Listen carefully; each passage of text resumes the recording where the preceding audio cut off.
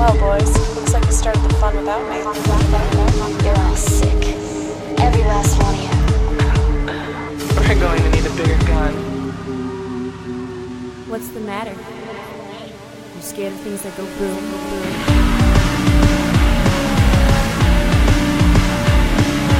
Give me one goddamn reason why I shouldn't blow your goddamn brains all over that goddamn wall. My name is Eric, and I'm here with professional exorcist Michael Kester. Yeah. And we are doing 2 films on the show today. That's right, 2 films. Can I point out that you're not actually a professional exorcist? Right. I don't want people to think you con people for a living. No, not with exorcisms. No, just you come on the show as if you have any idea what you're talking about. That's and about people right. They believe us week after week. Mm-hmm. I have trouble believing that. We have 2 films today. Yep, we're going to do Stuck and House of the Devil. I'm just going to say these are 2 damn good films. Yeah, they are. I'm fine with that. But we have City Dangerous versus Suburb Dangerous on the show today. Right. Which is, you know what, fuck it. That's enough of a theme for me. We're going to spoil these movies. I would be really bummed if someone spoiled me about either of these films. However, they're still really good movies. Stuck, I mean, I know what happens in Stuck. I've seen it before, yet I would still watch it anytime. Mm-hmm. I would walk right by a TV where Stuck is on, and I would sit down and watch it. You'd be stuck. And thank you for that. Is that out now? You've gotten that out? You no. Oh, Jesus. House of the Devil, I mean, you never get it like that first time. Yep. There are additional things that you kind of pull from it the second time you see it. Mm-hmm. And the further times you see it, it gets better with rewatches. But also, man, the first fucking time and you don't know what's going on, it's just amazing. So don't spoil yourself on that. Instead, use chapters. If you have seen Stuck but not House of the Devil, you can listen to that part and then skip House of the Devil. You know what? Skip it and then come back after you've seen it and listen to the show. It's really fucking short. Both of these are pretty short. Stuck is, let's say it's a random film by Stuart Gordon. We could have done any Stuart Gordon film, but, all that stuff going on with the music box. Stuck was something that was so untouched. It's so distant from the other Stuart Gordon stuff we've kind of gone over. But what else has he done? Stuart Gordon's done Reanimator. He did Bride of Reanimator. Yeah. He did From Beyond. He did the Masters of Horror thing, The Black Cat. The Black Cat, sure.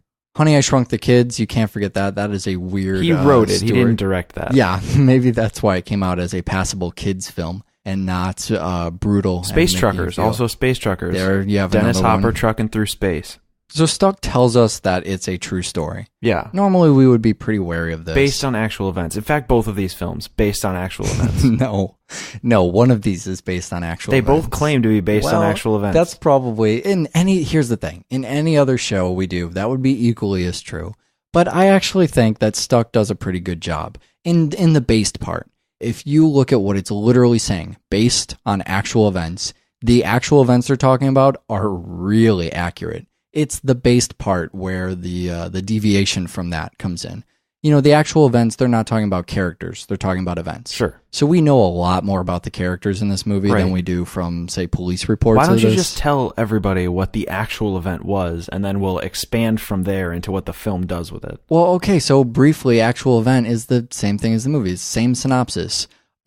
Chick is drunk or high. I don't actually have the police report in front of me. You put me on the spot here. But she nails a homeless guy with her car, drags him back to her house because she doesn't want to call the police, and ends up leaving him sitting in the garage while probably fucking her boyfriend. Sure. In the house. The next day, wakes up and the guy's dead, and she gets away with the crime, or she gets away with it for quite a bit until she brags about that to some other people, 6 months or something later, and they bust her. And she got, I think she got 50 years in jail or something, 25 years after parole. But that's it. That's the event. And you know what? There was another movie based on it, and there was I think a Law and Order and a CSI, or one of the many CSI. Fuck CSI. Don't care. Right. But now actual events. So I like the way, of all the Stuart Gordon stuff that's in Stuck, I like the way he's weaving this story. Right from the beginning, when we talked to Stuart Gordon and heard him, when we heard the presentation he gave, the Q&A and whatever happened at the music box, he was talking, and this was the first time, I'd heard Eli Roth talk about this a little bit, but first time I really thought about that. What things are terrifying at the time? What was going on in the 50s that made 50s monster movies work? what was going on in the 70s that made people afraid of the 70s shit? What's going on in House of the Devil that makes people afraid of that stuff? And then what worked in the 90s? And, now what is terrifying people? Movies like Hostel, that whole kind of wave of stuff. Why does that scare people? And so when I watch a Stuart Gordon movie, I know he's concentrating on that specifically. So rather than that being an effect of the success of a movie where you go, okay, so, X, Y, or Z movie became popular. Rosemary's Baby became popular. It probably became popular because it worked, and here's why it worked.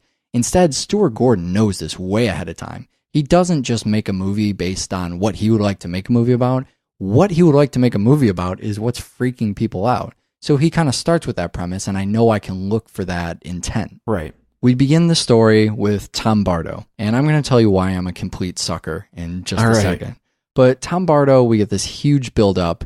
He's out of his job, and he's going back to... He's new homeless, right? New homeless. By the way, if you know a movie about new homeless, doublefeatureshow@gmail.com, people who are freshly homeless. It's their first day out on the street. They still have the clean clothes. They're meeting other homeless people. This is something that until I become homeless, I guess, until people stop donating to our show, I will never know what it's like to be new homeless. There is a separation between us, residents of Chicago, and people on the street asking who are homeless for change. And hungry. And I will never understand. There's a huge gap. There's a disconnect there, and I will never know what that's like. So the concept of new homeless finally crossing over to their side, that's really interesting to me. But he's new homeless. We feel bad for him. We're meant to feel really fucking bad for this guy. Now, you have a cold heart, so you don't feel nearly as bad for him as you should. I don't know. I feel it's a little cartoonish. I mean... It is. It's incredibly cartoonish. There is too much going... And the other thing that we kind of noticed going on through the film is I'm never really rooting for him. No, you're not. I mean, I guess I'm not really ever rooting for him to lose either.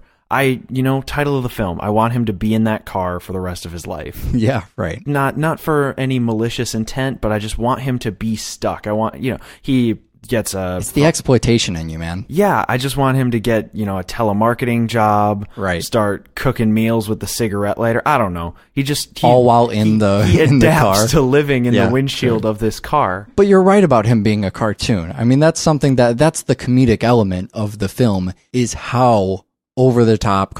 He's out of a job. He's getting kicked out of his house. His landlord wants to steal all his possessions. Right. He's just, you're allowed to leave, but I get all your stuff until you can pay. He goes to the fucking, the employment agency or whatever, and it's not a dummy experience this time where somebody, Vera Farmiga, is really helpful to Adrian Brody. Instead, it's, you're not in our computer, sir. Yeah, you're not in our computer. So you already are supposed to identify with this guy because of... this is 2007. This is the beginning of the American financial crisis. So that's the thing Stuart Gordon's focusing on right here. A character who is down on his luck. He's feeling what a lot of people at the time are feeling. If you want to reverse that, a movie like Up in the Air that came out was a movie that focused on downsizing. Right. And that was a big thing happening in culture at the time, and part of why I think, anyways, that movie was a success, financially. Right. So this guy doesn't have a job. Boo-hoo, feel bad for him. He goes to the agency. He's trying to get a job, and because of bureaucracy, I mean, it would have been one thing if he fucked up and you say to yourself, oh, he fucked up, it's too bad. But it's bureaucracy. Right. I mean, no one can agree with bureaucracy. At that point, everyone is going, even you, sir, are going, they lost this thing in the computer. Well, that's stupid. What the fuck? Well, what I'm actually thinking is, dude, why don't you just go sit down in the fucking front room, fill it out, and hand it to this guy? Well, he said you got to mail it in. Yeah, that's how bureaucracy works. Fuck, mail it in. Well, bureaucracy, got to mail it. You can't buy stamps. Now I'm starting to feel bad. But he was trying. That's the point. So here's why I'm a complete fucking sucker. I totally release myself to a film when I see it.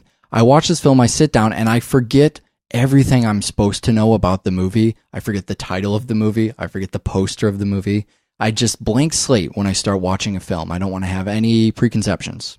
So what I'm asking myself as we're going to Mina Savari's character and then going back to Tom, you're going to laugh at me when I tell you this. I go, how are these two going to be connected? Yeah. Physically is the answer. Physically is the answer. Yeah, the whole time I'm watching this with suspense on the edge of my seat going, wow, I cannot wait to see how these two stories intermingle until she nails him with it's really not until he walks into the street that I first said to myself, I bet he's the one that gets stuck in the windshield. You know, maybe the root of my kind of blasé attitude towards Mr. Tom Whiny Pants. Can you just call it dickishness? Because Sure, I think that's... yeah, I guess I shouldn't flower it up. My dickishness towards Mr. Tom Whiny Pants is that he crosses on a green light and gets hit by a car. I mean, I've never done that. You are such a prick. So this car crash is one of the most amazing moments in the film. Well, so we're watching this. Yeah. And he's crossing on a green light and we're sitting there and I'm just going, are you ready for this? This is really brutal. This is a really brutal scene. I thought you were making fun of it because I know you want Tom to get hit by a car because you're such a fucking jerk. And you go, oh yeah, no, I know. And the bumper hits his leg.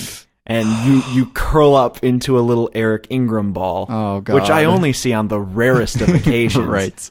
And I mean that it just starts there. It starts with the leg shattering against the bumper. So first of all, this whole thing is in slow motion, but it's not in lifeless motion. It's not that usual Saving Private Ryan slow motion. You can't hear any sound. Whoa, isn't that weird? Or look at the ballet of the events that are happening. It's not in the director masturbatory slow motion where he's so proud of what he's crafted. Instead, it's slow motion and really, really loud. They just want to make sure you absorb every single sound, every single action that's going on. The car bumper hits his leg. You see the second. It reminds me of Mythbusters, the high speed. Yeah. Where you know what's going to happen. You're waiting for the moment that X, Y, and Z line up in the frame. And then you get the bone crunching sound. You see him fly, as a result, of course, over the hood of the car, through the windshield. You have the view from the inside of the glass shattering, his head coming right through. The benefit of slow motion here is that you can continue to cut from inside and outside the car. So you go back outside. It's almost like instant replay. Let's see that again. You go back outside. What does that look like from outside the car, Michael? Let's just see that fly. He flies right through the fucking windshield. Perfect form. Oh, that's great. That's great. Inside, we have the other team screaming their head off. Yeah, right.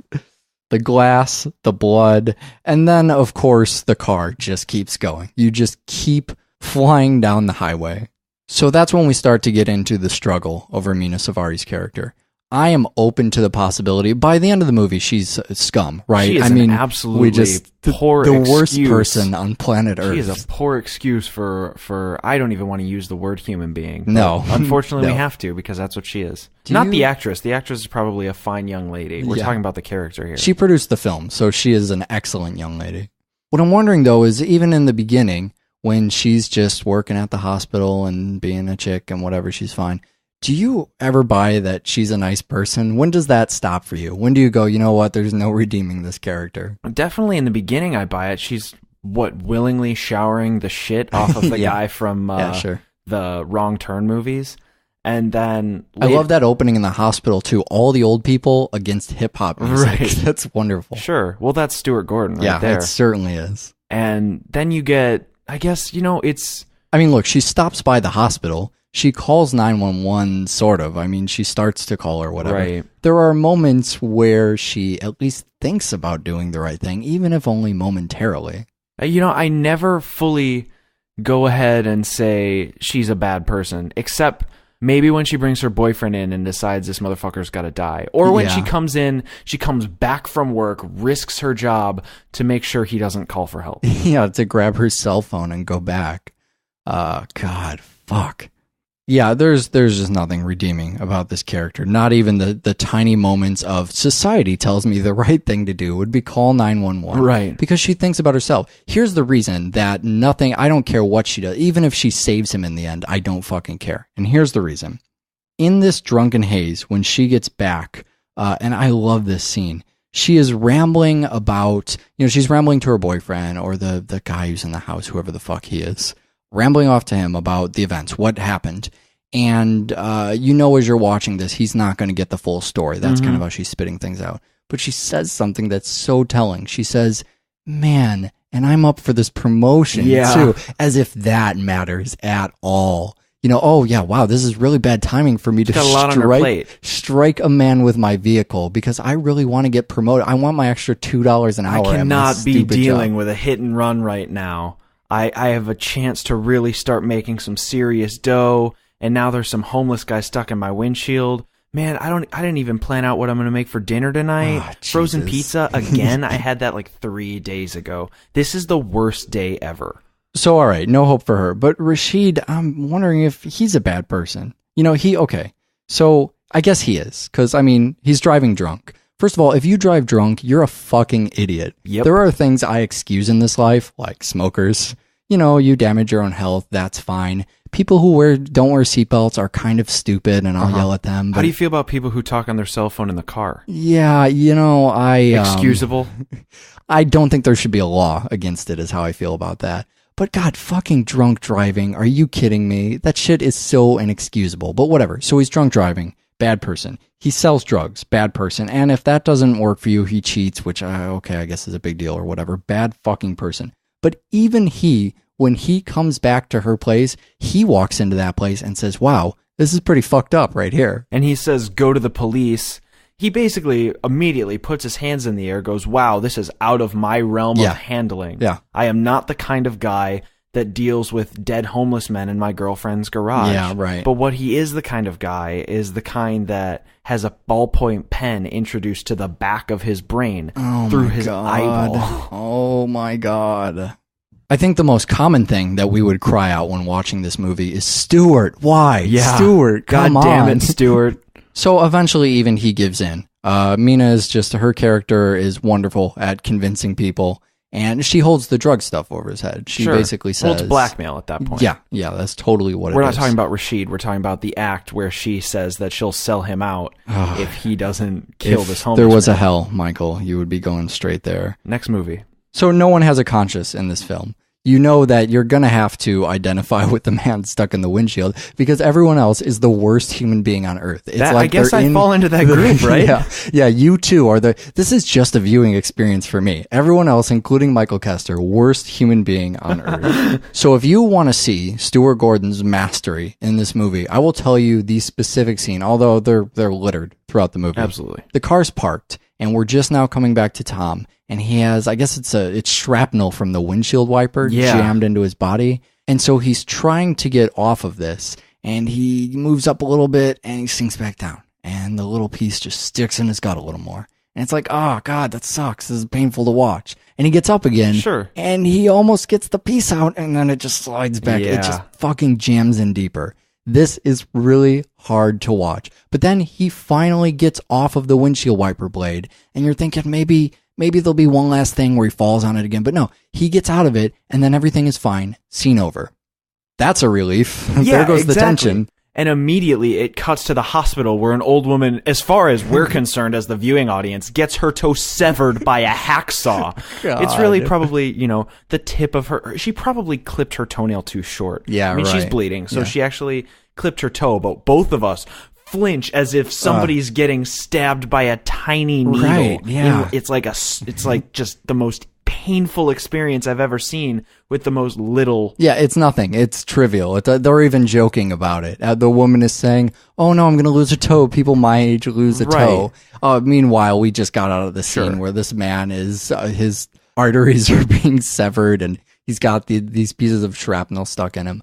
And, that's the other thing is when you first see the scene transition, maybe you let your guard down toward the end of that scene, but once you get the transition, you go, I'm in a hospital now. It's clean and safe. We're clipping some toenails. What could go wrong here? And that's when they actually take the windshield shrapnel and stab it in your gut as an audience. Exactly. It's like, hey, remember this from last scene? I got you a fucking souvenir. Yeah, the Stuart Gordon for me really comes out. So throughout the film, people kind of show up at the side of the garage. It's like a fucking zoo exhibit. Yeah, right. It's just the neighborhood stops by, checks out the dying homeless man, goes for a walk, grabs their soccer ball, whatever. But there's the one guy that I guess I accidentally called out in the beginning of the film when I said that morning dog walkers are weirdos. Yeah. If you're a morning dog walker and you're not a weirdo, doublefeatureshow@gmail.com. That's all you really need to say. I'm a morning dog walker. I'm not a weirdo. And a picture of yourself naked, please. The dog walker's dog goes running into a conveniently sized hole in the side of the garage. Right. And so we're thinking, oh, the dog's going to lick up the blood and that's going to be gross and the dog's going to get all bloody. But what we're not realizing is that Stuart Gordon is a child at heart. Yes. And he doesn't see a dog and go, dogs lick up blood, dogs lick up anything that they're new to. What Stuart Gordon goes is, dogs, they chew on bones. Yeah. And the only bone in the film, there's one bone in the entire movie. Yep. One bone. Nobody else has skeletons for all the film is concerned. Or spines, for that matter. I think that's what's really going on here. The only bone on the planet is the one sticking out of Tom's right shin. Why? And so this little dog just goes up for a nibble. Yeah. And Tom is screaming. And it cuts back to this cute little doggy nibbling on the shattered shin bone. And then the dog runs out, covered in blood, got into the garbage again, and the little dog walker weirdo kind of walks away. But, you mentioned the spike in the eye. That was another one for me where I was just like, you've got to be fucking kidding me. How much more torture could these people endure? But then there's a perfect moment at the end of the film. And I think if anything was ever going to convince you that Tom's not such a bad guy, it's when he's paired off right against Mina Savari's character. You have this moment where the tables turn. She goes in to finally execute this man. That's it. She's examined all her other options. She's tried to get other people to do it for her. Yeah, but on top of that, don't forget that he actually got out, could have gotten away, could have been clean, could have been over, and she decides to beat him with the hammer and drag him back to the fucking garage. Right. So there was that moment where, she could have ended things there, but she wanted to make sure she wouldn't get caught. Her not getting caught is the priority over everything that happens in this man's life, including his torture and death. So comes back in the garage, there's an exchange, and eventually the guy gets the upper hand and he drives the car right into her. So we're seeing an obvious parallel to everything that's happening to him.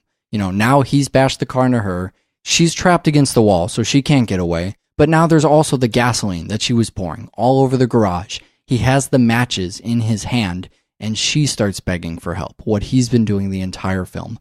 So this is a moment, this is the rape revenge moment of the film, where it's totally justified in cinema, anyways, for this guy to light the garage on fire and walk away like a badass. And everyone will just stand up and cheer at the end. And I'm sitting there hoping he does it so that I can get some justification as to why he's a bad guy. Right. I have not been, there's no reason he's a bad man. And at this point, I'm like, light her on fire, you fucking asshole. Come on, you fucking whiny bitch. Right. Light her on fire. But Do it. He doesn't. That's the thing. I know. He has the option, and he says, you know what? I'm better than you. This is the stuff we only get out of movies like Serenity. You know what I mean? It's so rare that this ever happens, because cinema is fantasy, and in fantasy, the person who's fucking with you, you smash their head in.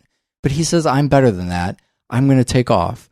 She fucking turns on him again and tries to shoot him. She is the worst character on the face of the planet. So after he does the right thing, he somehow manages to fucking get out of there, unlike the events that this is actually based on, where the poor fucking guy just died after a day. And I guess she gets what's coming to her. She gets set on fire, and everything works out for Tom. Everything works out in the end. She dies in a brilliant burst of flame. It's just a rough day. Tom had a rough day. Yeah, everything will just go back to being normal for him, I'm sure. So back in the 1980s, somebody else had a rough day. Satan? No, I think Satan had a fine day. Oh, okay. Unfortunately, the rough day was Samantha. Just one quick thing.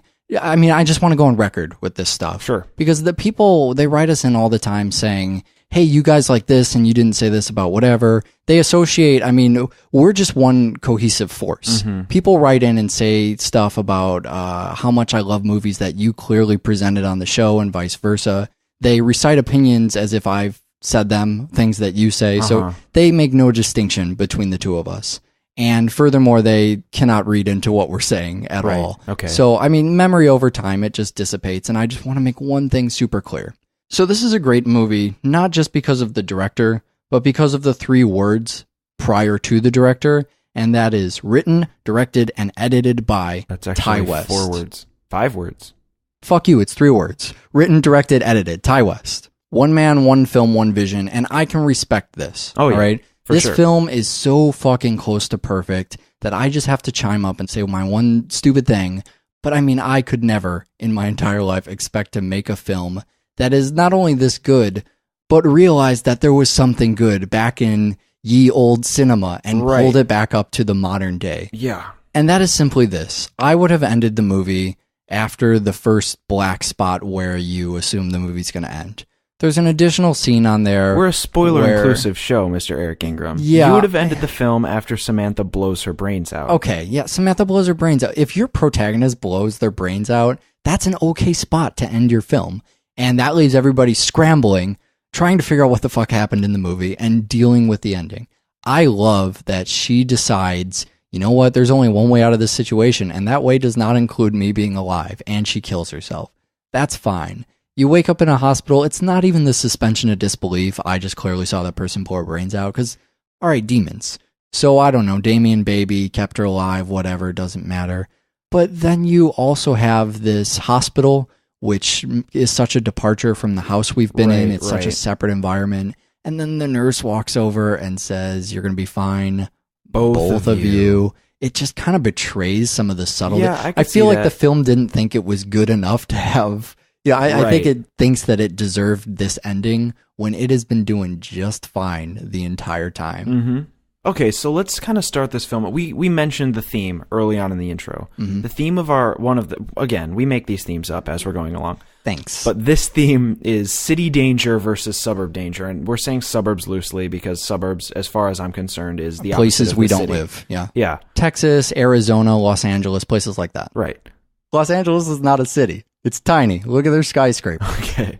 So, city danger, it's what happens in Stuck. People get hit by cars, you get mugged, you get, there's crime, there is urban violence, it goes on, gang violence, and it happens a lot. People ask you for change, it's very annoying. I mean, there are dangers in the city. It happens in a very small amount most of the time. Yeah, it happens a lot, but is not very severe. Mugging is a really good example. Right. A lot of people get mugged, ain't gonna fuck your life up. Right. If there is danger in the suburbs, it's not, oh, I got mugged on my way to school. It's somebody kidnapped me, skinned my legs, and fucked me with a hot cast iron turkey baster, and I'm never gonna be the same. No, never again. Yeah, so you mean by comparison. At first I was gonna say, well, come on, Michael, people could be fucked up by mugging.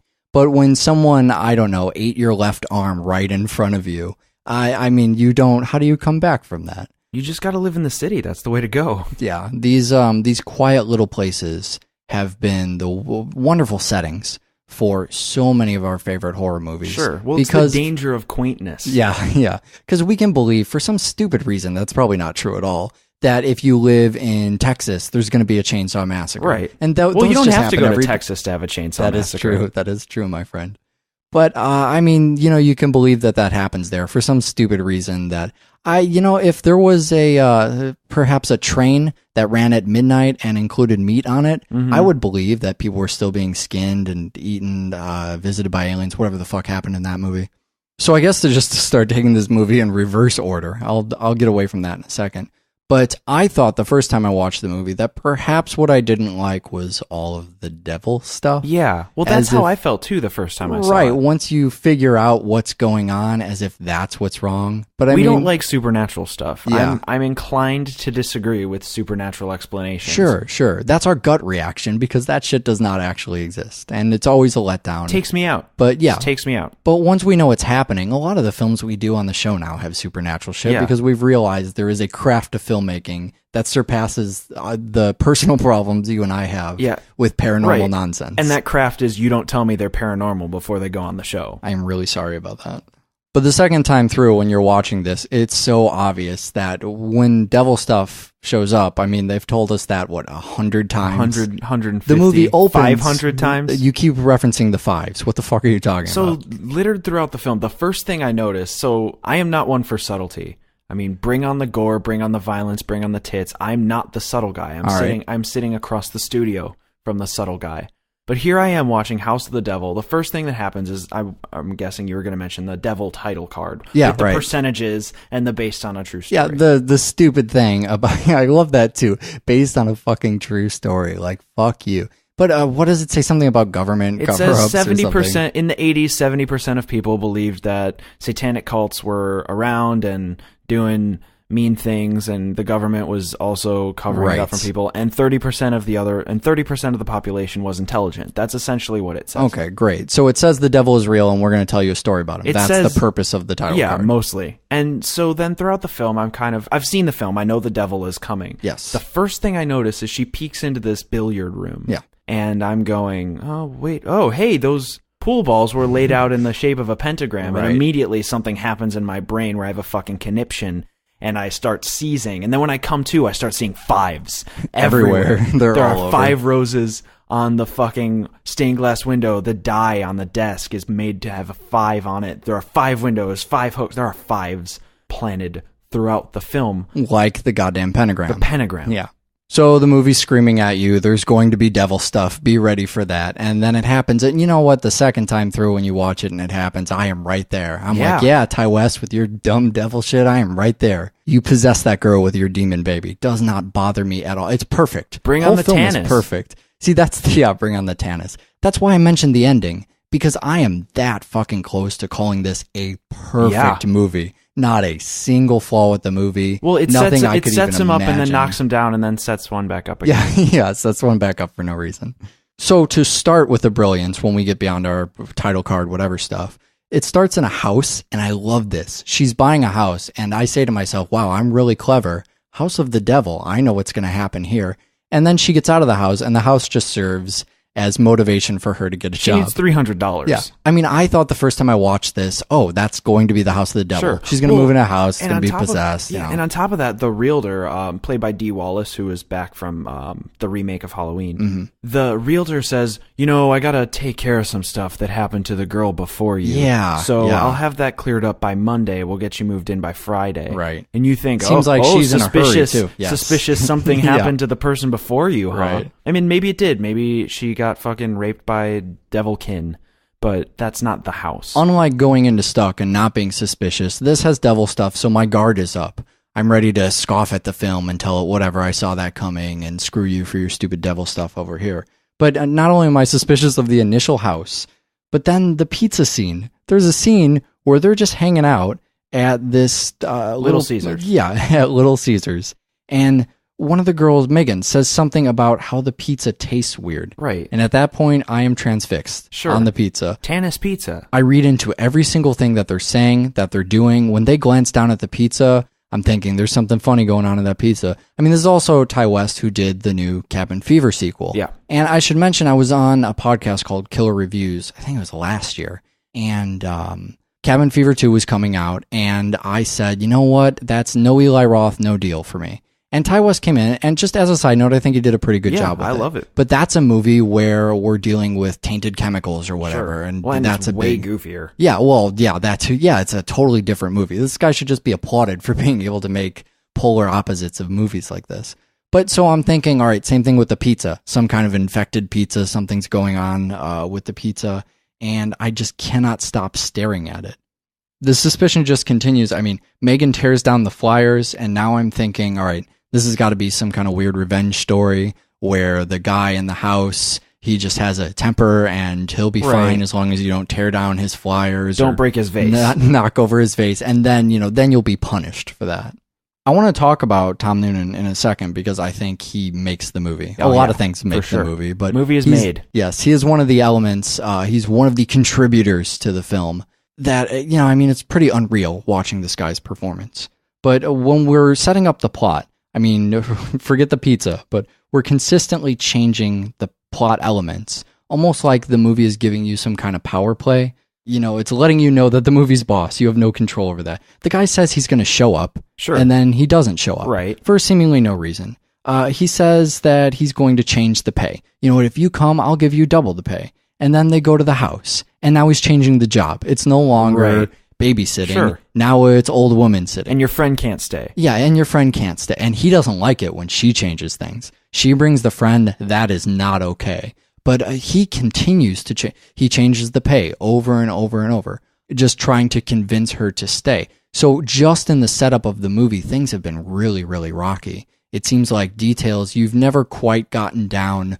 What might have been a straightforward, the house of the devil, you have to babysit a house and it's spooky haunted and whatever. That could be your one sentence explanation. You could just roll with that. Instead, you're trying to figure out until where the devil comes in. Yeah, until you get inside the house. And I guess even then, you don't even know what the setup is. Right.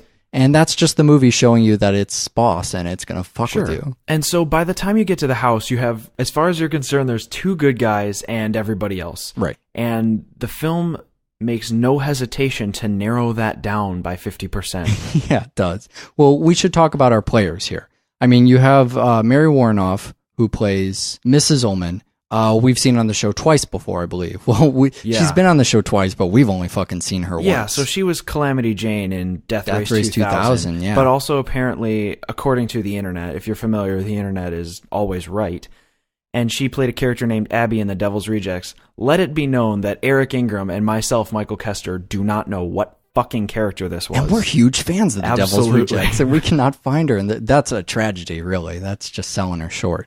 And then Megan takes off, and we'll get back to Megan in a second.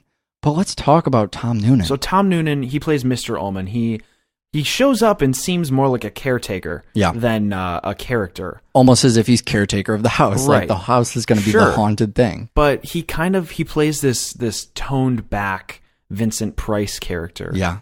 And a lot of the time when he's talking, he seems very trustworthy. He seems very cautious, very kind of reserved, a very safe character. But at the same time, Vincent Price, coming into play here, he's creepy as shit and you can't figure out why. When he's talking to Samantha, explaining the job, changing the rules. On the phone, too. Right, you first get that on the phone. So, let's talk about our introduction to this guy. You hear him on the phone, and you have that creepy voice. You don't really know what his fucking problem is, why he didn't show up. So that's weird enough. But the scene where you are actually introduced to him, the two characters, the two girls, the beautiful young girls, standing on this step here, looking into the door, the frame refuses to show you what he looks like. And they're meeting, and he goes to shake Samantha's hand. And he shakes her hand, continues shaking. He's probably looking over at the other girl, but we can't see him. We just get a hand. And the movie's teasing you. Mm-hmm. The movie's saying, here is big bad ultra villain, and he's just hidden away in the shadows. Right. And it's not until the girls say, well, time to just, there's that last second, like maybe we should bail, but all right, let's just head in the house. And that's when we finally pan up. And for a second, I kind of go, at this point, you expect Hitler to be at the door. This has to be the worst fucking human being. This has to be Mina Savari, who is at the door to this house. And you pan up and you go, well, it kind of looks like a nice dude. Yeah. But he looks around a little, he's a little shifty eyes. But yeah, it looks like a nice enough guy. Right. Well, and then there's the scene where they're sitting at the table discussing details. Oh, yeah. And he seems less like a boss, less like a mean guy, and more, he seems like a therapist's patient. He's sitting there, he won't make eye contact. Right. He's giving far too many personal details to every aspect of what he's saying. And every once in a while, when he asks for something, when he needs something, that's when he makes eye contact, and you can watch Samantha panic. Yeah. It's like, whoa, hold on. Yeah, sorry, I have to answer you this time. Yeah. And she gives him an answer off the top of her head, and then he looks away again and starts going onto a diatribe of, my mother, it's not that she's not able-bodied, it's just, she just needs some looking after. It's as if he's never considered any of this. He doesn't really have an ultimate evil badass trick. Yeah, well, it seems like he's new to whatever's going on. Yeah, right. The other scene right before that I like is when they're all sitting down in the living room, and, the film realizes it's being evasive, and so do the characters. Megan, actually anxious to figure out who these people are, if she should trust her friend to be there, Megan asks, are you a teacher? And his response is just, no. And there's silence. Right. As if, hey, are you going to maybe elaborate on that? This will be... No, not exactly. Yeah. And when she says, are you an astronomer? She is completely aware that his answer was not sufficient last time. She gives this look like this is the fucking Twilight Zone. She looks around like, does no one else realize that this man is being super fucking shady? And asks if he's an astronomer. And he's clearly just not going to tell them what he is. So Megan splits from the house. She kind of pulls over to the side of the road. She starts smoking, and our mutual friend Rob Vigneson steps out of the shadows. Yeah, right. Rob's an actor, by the way, and a fantastic actor, Sure. but he's unfortunately not really the guy in this film. But the guy that steps out, we can only assume he's their son. They mention they have a kid, and then he's grown. So he steps out, lights the cigarette, and he's kind of playing this strange game where he's trying to get Megan to talk. He's trying to get her to, I guess, reveal who she is. And she says something, and his immediate follow-up is, oh, you're not the babysitter? And she says, oh, no. And immediately he pulls out a revolver and blows 40% of her face over the front of the car. Yeah, she doesn't even really get an opportunity to give her long-winded explanation about her. She manages to squeak out my friend or something, and that's it. Without hesitation, takes the gun out, immediately shoots her. That's the first time that tension sort of gives a payoff.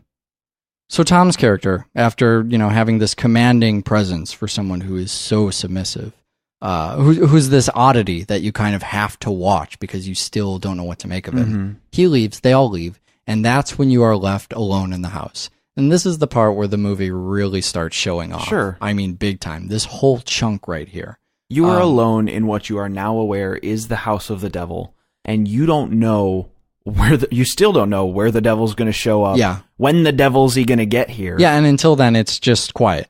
You're quietly exploring the house, and you're just waiting for it. You are waiting for the fucking moment. And after the brains blow out, sure. I mean, you know that something is coming, and it is not going to be good. And it could be around any corner. And so Samantha's bored, and she just keeps going from room to room. And I think that's how you manage to have a movie with so much fucking tension. And there's a lot of stuff the movie does. We could do a whole show just about the fucking tension and how it builds that. But one of the ways is that you continue to move from room to room. So you're exploring the house. You know that maybe when you finally get the payoff, it's just going to be in one of the rooms. Sure. Maybe one of the rooms is going to reveal a detail, but you're certainly not going to get bored. You Right. could just watch Samantha on the couch Right. in a creepy way, but eventually you're going to get so used to the situation. Mm-hmm. So you keep moving from room to room. And sometimes, brilliantly, the camera stays in the room for just too long after Samantha left. The instance where she's sitting, in his chair, Right. kind of fucking around at the desk there, and she eventually gets up from the chair and she takes off.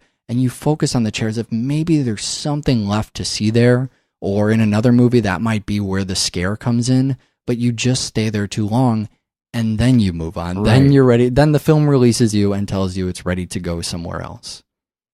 The silence is finally broken when you get the little music video. You get one thing leads to another. Right. On the Sony Walkman, Uh-huh. which we'll talk about the style. We'll probably end up talking about the style at the end of this 80s film. Yeah. Film that is set in the 80s, but we'll make that distinction.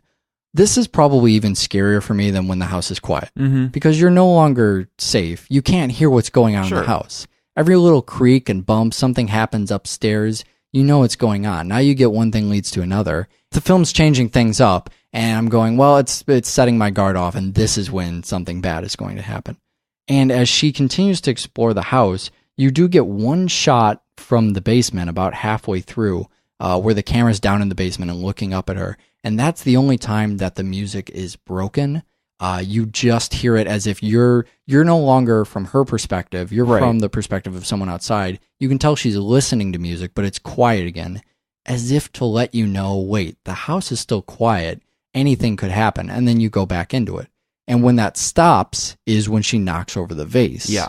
So this comes back. This is a terrifying moment because now she's done something wrong. And as you're looking around the house for where is the devil, you're also kind of looking for justification, right? Well, why would the house punish her? Why? Yeah. What is she gonna do to provoke? Yeah. Whatever's about to happen to her. And Megan tore down the flyers and got shot in the face. So now you're thinking, oh, she's knocked over this vase. Maybe people are going to come flying out of the room, super pissed. Maybe that's, what's wrong with their mother is she's super angry when people knock her vases over or something.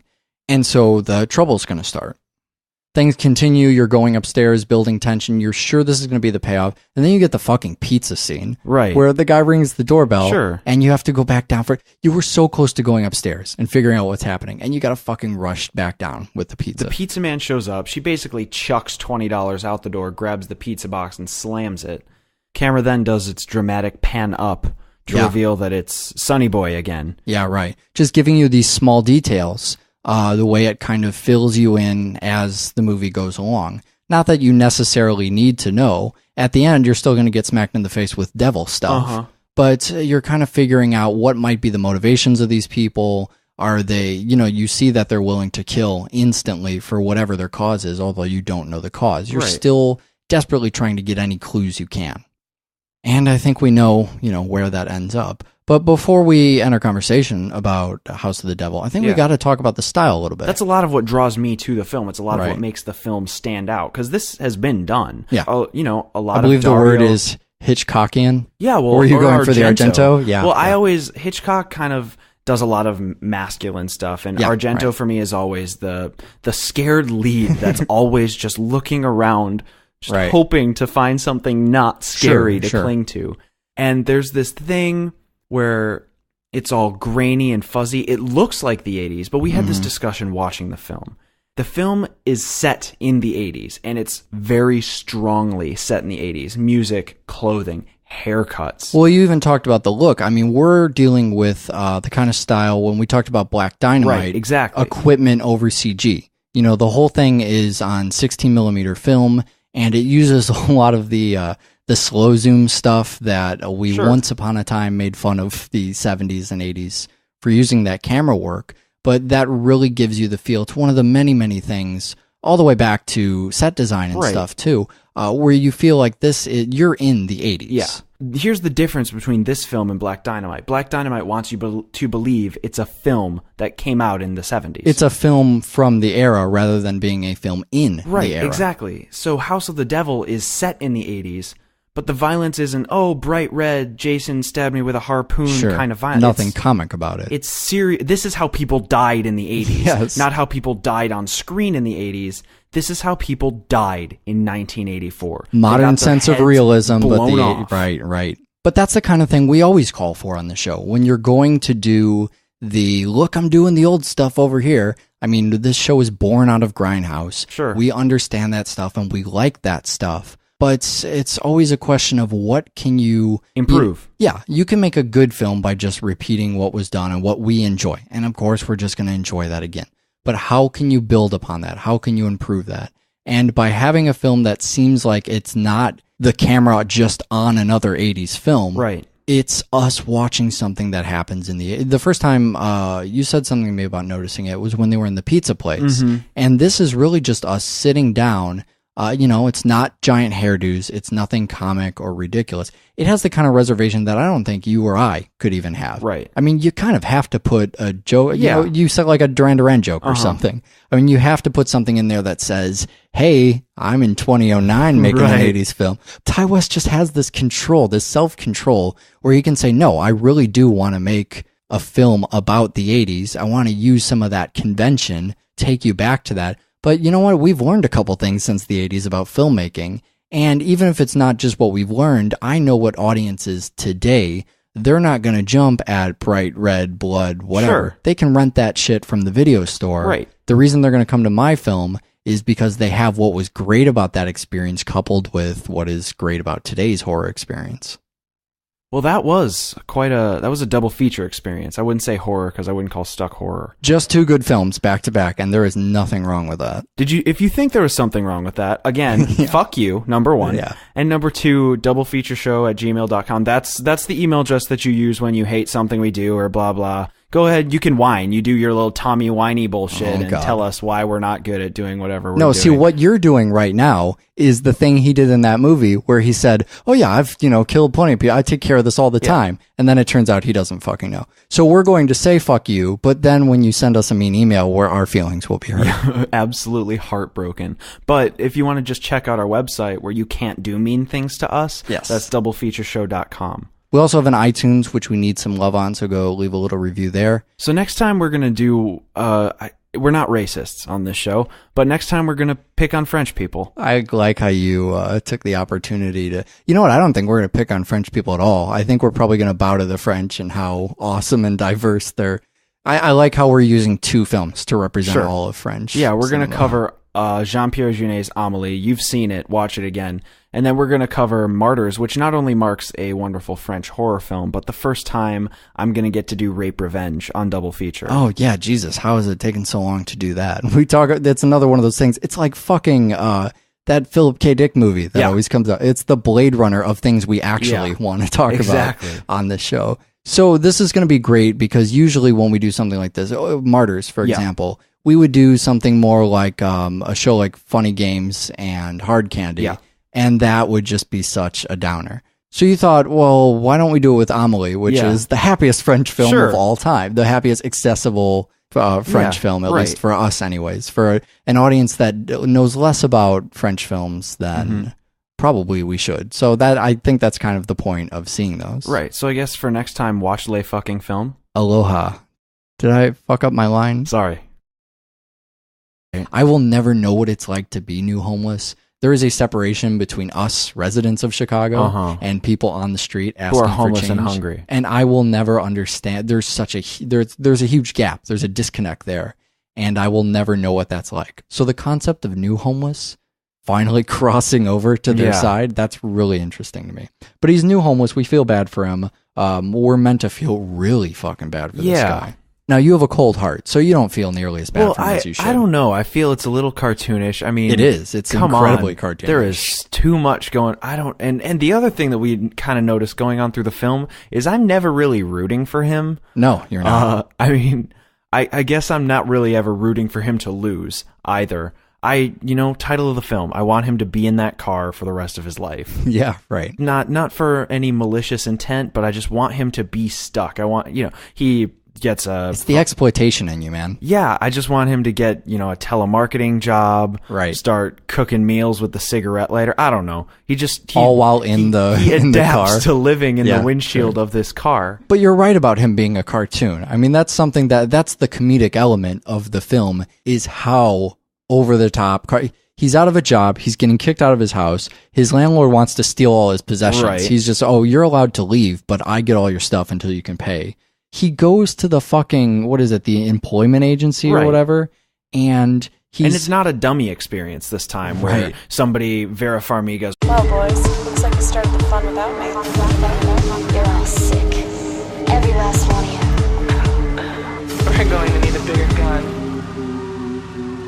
What's the matter? You scared of things that go boom, boom?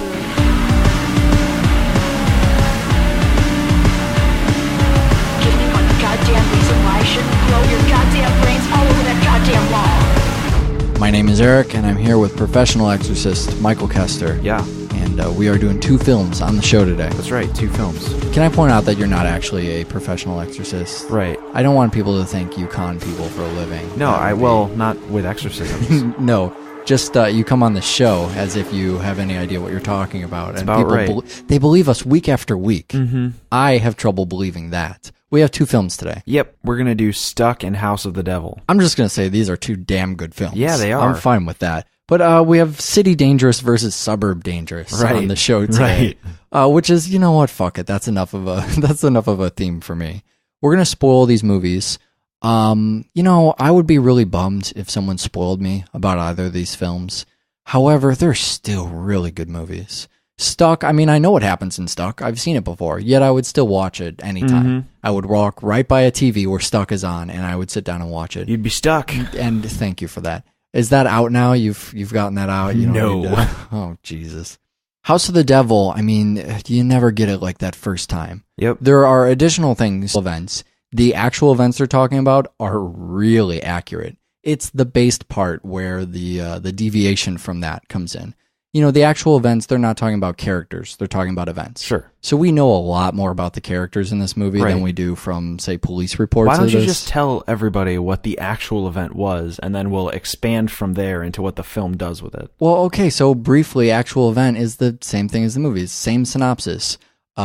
Chick is drunk or high. I don't actually have the police report in front of me. You put me on the spot here. But she nails a homeless guy with her car, drags him back to her house because she doesn't want to call the police, and ends up leaving him sitting in the garage while probably fucking her boyfriend. Sure. In the house. The next day, wakes up and the guy's dead, and she gets away with the crime, or she gets away with it for quite a bit until she brags about that to some other people, 6 months or something later, and they bust her. And she got, I think she got 50 years in jail or something, 25 years after parole. But that's it. That's the event. And you know what? There was another movie based on it, and there was I think a Law and Order and a CSI, or one of the many CSI. Fuck CSI. Don't care. Right. But now actual events.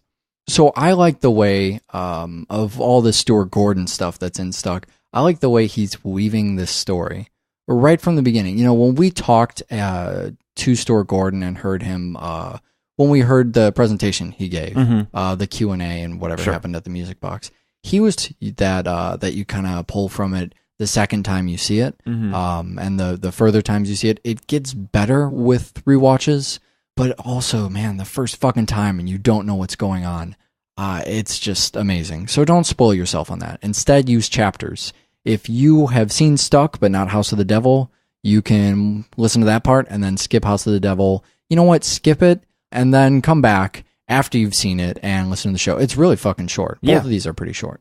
Stuck is, let's say it's a random film by Stuart Gordon. We could have done any Stuart Gordon film, but, all that stuff going on with the music box. Stuck was something that was so untouched. It's so distant from the other Stuart Gordon stuff we've kind of gone over. But what else has he done? Stuart Gordon's done Reanimator. He did Bride of Reanimator. Yeah. He did From Beyond. He did the Masters of Horror thing, The Black Cat. The Black Cat, sure. Honey, I Shrunk the Kids. You can't forget that. That is a weird... He wrote it. Stuart. He didn't direct that. Yeah, maybe that's why it came out as a passable kids film and not brutal. Space Truckers. Also Space Truckers. There you have Dennis another Hopper one. trucking through space. So Stuck tells us that it's a true story. Yeah. Normally we would be pretty wary of this. Based on actual events. In fact, both of these films, based on actual events. No, one of these is based on actual events. They both claim to be based on actual events. That's probably, here's the thing, in any other show we do, that would be equally as true. But I actually think that Stuck does a pretty good job in the based part. If you look at what it's literally saying, based on actual talk, and this was the first time, I'd heard Eli Roth talk about this a little bit, but first time I really thought about that. What things are terrifying at the time? What was going on in the 50s that made 50s monster movies work? What was going on in the 70s that made people afraid of the 70s shit? What's going on in House of the Devil that makes people afraid of that stuff? And then what worked in the 90s? And, now what is terrifying people? Movies like Hostel, that whole kind of wave of stuff. Why does that scare people? And so when I watch a Stuart Gordon movie, I know he's concentrating on that specifically. So rather than that being an effect of the success of a movie where you go, okay, so, X, Y, or Z movie became popular. Rosemary's Baby became popular. It probably became popular because it worked, and here's why it worked. Instead, Stuart Gordon knows this way ahead of time. He doesn't just make a movie based on what he would like to make a movie about. What he would like to make a movie about is what's freaking people out. So he kind of starts with that premise, and I know I can look for that intent. Right. We begin the story with Tom Bardo, and I'm going to tell you why I'm a complete sucker in just a second. But Tom Bardo, we get this huge build-up. He's out of his job, and he's going back to... He's new homeless, right? New homeless. By the way, if you know a movie about new homeless, doublefeatureshow@gmail.com, people who are freshly homeless. It's their first day out on the street. They still have the clean clothes. They're meeting other homeless people. This is something that until I become homeless, I guess, until people stop donating to our show. Right.